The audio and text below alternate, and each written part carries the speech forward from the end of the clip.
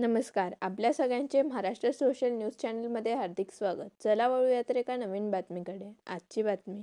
धुळे येथील श्री स्वामी समर्थ आध्यात्मिक विकास व बाल संस्कार केंद्रात गंगा दशहरा उत्सव भक्तिमय वातावरणात साजरा करण्यात आला. यावेळी पांजरा मातेची विधिवत पूजा करून साडीचोळी अर्पण करण्यात आली. तसेच वरुण राजाकडे चांगल्या पावसासाठी आणि देशाच्या सुख समृद्धीसाठी प्रार्थना करण्यात आली.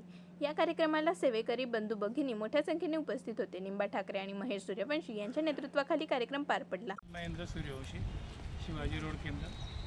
गेल्या 17 तारखेपासून परमपूज्य गुरु माऊलींच्या आशीर्वादाने सुवृष्टी, पाण्याचं दुर्भिक्ष टळावं आणि राष्ट्रहित, राष्ट्रकल्याण, शेतकऱ्यांना भरभरून व्हावी या दृष्टीने परमपूज्य गुरु माऊलींच्या मार्गदर्शनाखाली गेल्या 70 वर्षापासून गंगा दशहरा हा साजरा केला जात असतो. आणि या गंगा दशहरामध्ये दररोज देवी सप्तशतीचे पाठ आणि इतर सेवा होत असतात.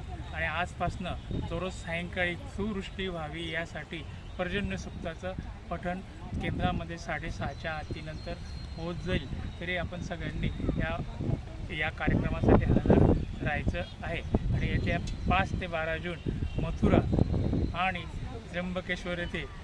बातमी आवडल्यास चॅनलला लाईक व सबस्क्राईब करा व दररोज अशा नवनवीन बातम्या पाहण्यासाठी चॅनलला फॉलो करा. धन्यवाद.